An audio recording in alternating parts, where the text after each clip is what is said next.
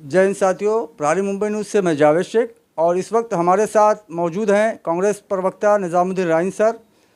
जैसा कि अभी जो महागठबंधन है इंडिया, ये दावे तो बहुत कर रहे हैं और वहीं से जो है कि बीजेपी की तरफ से कहा जा रहा है, रविशंकर प्रसाद कह रहे हैं कि इस बैठक से ना तो विज़न निकला ना ही नेता निकला, सिर्फ गाली देने का मकसद है। तो इस सिलसिले में हम बात करेंगे।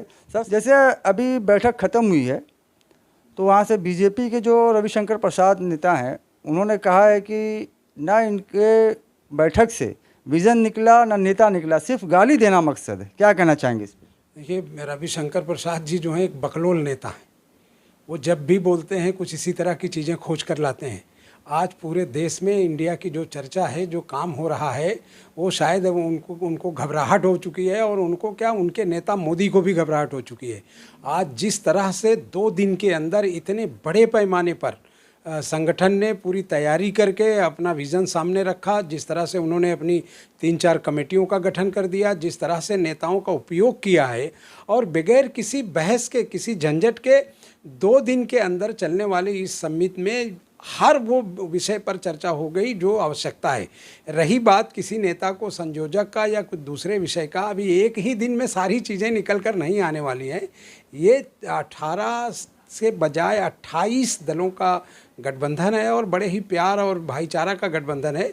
और जितने उस गठबंधन में नेता हैं, सब अपने अपने यहाँ के ताकतवर छतपत हैं। किसी की आवश्यकता नहीं है। सारे लोगों को इस देश को बचाने की अवस्था है। कांग्रेस ने इसमें पहल किया। आदरणीय राहुल गांधी जी, आदरणीय खड़गे जी, आदरणीय श्रीमती सोनिया गांधी जी ने जिस तरह से इस देश के बारे में सोचा, जिस तरह से सारे अपने साथी एलाइयों को लाया है, उसका परिणाम 2024 में दिखेगा। रही बात रविशंकर प्रसाद जी की कि वो गाली दे रहे हैं, वो क्या कर रहे हैं, आपने देखा होगा कि उसमें आने वाले किसी नेता ने भी कहीं कोई एक अपशब्द का प्रयोग नहीं किया। लेकिन मैं बीजेपी के दर्जनों नेता, उनके मुख्यमंत्री, उनके मंत्रियों के आचरण को भी दिखा सकता हूं और जिस तरह की भाषा का वो प्रयोग करते हैं, वो कभी देश की राजनीतिक बड़ी हस्तियों में ये देखने को नहीं मिला। तो आज बीजेपी के अंदर इतने बड़े पैमाने पे बौखलाहट आ गई है कि वो समझ नहीं पा रहे हैं कि हो क्या रहा है और उनको ये उम्मीद नहीं थी। लेकिन अब आज उनकी उम्मीद टूटती नज़र आ रही है, क्योंकि देश की जनता इतनी जागरूक हो चुकी है, इतनी जागरूक हो चुकी है कि वो छोटी छोटी विषयों को भी देख रही है।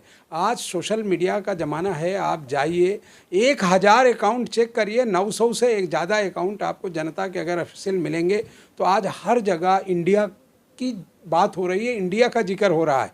तो इससे ये साबित है कि बीजेपी इस तरह की हरकतें कर रही है। और रही बात उनको ताकत देखने की, तो इसी से आप अंदाज़ा लगा सकते हो कि जिस प्रदेश में ये मीटिंग हुई है, वहाँ 2 लोकसभा की सीटें खाली हैं, चंद्रपुर और दूसरी बीजेपी की खुद की सीट थी, पुणे की सीट, जहाँ महाजन की डेथ हुई है। आज वो दोनों जगहों से चुनाव से भाग रहे हैं। राज्य में होने वाले सभी चुनावों से वो भाग रहे हैं। इससे ये साबित होता है कि बीजेपी अभी से हार मान चुकी है। अब उनके पास अनर्गल बातें करने के अलावा कुछ भी नहीं है। इस देश की सम्मान संस्कृति जो है वो बचाने का काम इंडिया करेगा, इंडिया के नेता करेंगे, क्योंकि ये देश बहुत ही आदर्श देश है और इसकी छवि को खराब नहीं होने देंगे। और इस देश के संविधान और जो हमारी संस्थाएं हैं, उनको बचाने का काम भी इंडिया करेगा, क्योंकि देश की जनता आज जिस परेशानी में जी रही है, जिस तरह से आज यहाँ व्यापारी परेशान है, जिस तरह से महिलाओं के साथ जो हो रहा है, ये भारत की तारीख में कभी नहीं हुआ। मणिपुर का मुद्दा आप देखिए किस तरह से आज भी छाया हुआ है। आज भी वो उसे वहाँ कोई कार्रवाई करना नहीं चाहते। आज भी क्रिश्चियन मिशनरियों के जो है मिशन पर नुकसान पहुँचाया जा रहा है, उनके चर्चेस तोड़े जा रहे हैं। आज भी महिलाओं के साथ वही सब हो रहा है। और अभी अब देखिए कि जो इनका सबसे बड़ा प्रदेश है उत्तर प्रदेश, कल जिस तरह की घटना हुई है, महिला पुलिस अधिकारी के साथ बलात्कार होता है, लोग उसके शरीर को नोचते हैं, फिर उसके बाद उसे मारते हैं, वो बुरी हालत में वो सीट के नीचे पाई जाती है, उसको लेके अस्पताल दाखिल करते हैं।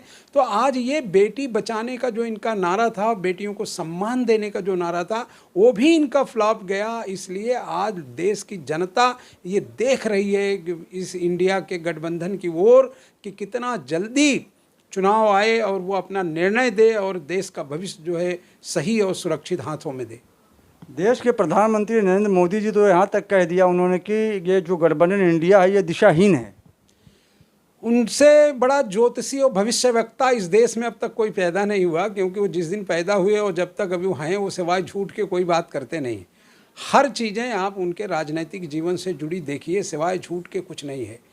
इस देश के लोगों को वो नौकरियां दे रहे थे, 2 करोड़ लोगों को। इस देश में हर आदमी को 15 लाख रुपया ला के दे रहे थे। इस देश में हर आदमी को रोजगार गारंटी दे रहे थे। इस देश में हर आदमी को पढ़ने का, शिक्षा का अधिकार दे रहे थे। आज वो सब कहाँ है? महंगाई अपने चरम पर है। जो चीज़ें 500 की मिलती थी वो 2000 तक पहुंची, फिर उसी में से थोड़ा कम करके वो 1700 की कर देंगे। सर, आप महंगाई कर रहे हैं, मोदी जी ने सिर्फ अपनी बहनों के लिए 200 रुपया कम कर दिया, अभी तो मित्र बाकी हैं। अरे बहनों के लिए इसलिए कम कर दिया कब उनको लगने लगा कि बहनें अब राखी की जगह बेलन उठाएंगी, क्योंकि उनके जो उनका बजट है किचन का वो फेल हो गया। तो 200 रुपया कोई एहसान नहीं किया। 500 का गैस सिलेंडर जो 700 तक जाता तो समझ में आ रहा था, उसको 1100 से 1200 किया। उस 1200 में अगर 200 घटाया तो ये तो बेवकूफ़ बनाने वाला ही काम है ना। उन्हें चाहिए कि उसी तरह से जैसे राजस्थान की सरकार, जैसे छत्तीसगढ़ की सरकार 500 में सिलेंडर दे रही है, तो देश के आम जनता को देने का काम सरकार को करना चाहिए। और ऐसा नहीं है कि पैसे के कोई टैक्स पर टैक्स आप लगा रहे हैं। आप दावा कर रहे हैं कि हम जीएसटी से वो 1 लाख 1.5 लाख करोड़ के आसपास हम जीएसटी कलेक्ट कर रहे हैं, तो देश की जनता को सुविधा दो ना। आप तो सुविधाएं उन अपने साथियों को दे रहे हैं जिन्होंने अरबों रुपए डकारे हुए हैं, और आप उनको फ्री कर रहे हैं, उनको आप माफ़ कर रहे हैं। तो आप जो है ना तो बहनों के साथ खड़े हैं ना भाइयों के साथ हैं, आप मित्रों के साथ हैं, मित्रों के साथ। तो वो परिणाम भी आपके सामने देश की जनता देखेगी कि इनके मित्रों से इस देश को कितना कष्ट होगा। आदरणीय राहुल गांधी ने जिस तरह से अडानी के इश्यूज को लाया है, अगर ईमानदार देश की संसद में ये जाएं और संसद के सामने जेपीसी गठित करें, और उस जेपीसी गठन के बाद ईमानदारी से उन्हें काम करने दें, दूध का दूध पानी का पानी हो जाएगा, और ये जितने इनके इस तरह के लोग हैं वो सब जेल के सीखचों में होंगे। सर, मेरा एक आखिरी सवाल है, क्या ये माना जाए कि जो ये महागठबंधन इंडिया का है 2024 का जो लोकसभा चुनाव है ये परिवर्तन लाएगा? 100% परिवर्तन लाएगा, और उससे पहले ही इसका रिजल्ट दिखने लगेगा। अभी तो आपने देखा कि थोड़े दिन हैं तो हर जगह लोग जो है इसके साथ उत्साह के साथ, पूरे देश से जिस तरह से कमेंट्स आए हैं सोशल मीडिया पे, उससे लगने लगा है कि देश का हर नागरिक इनसे त्रस्त था, अब वो इंडिया के साथ जुड़ रहा है। दूसरी चीज़ ये कि बहुत पहले ही 2024 तो अभी बहुत दूर है, 2024 से बहुत पहले 3 राज्यों में, जो बड़े 3 राज्य हैं वहाँ चुनाव है, 2-3 छोटे राज्यों में चुनाव है, 5-6 जगह पर इलेक्शन है अभी जल्दी में।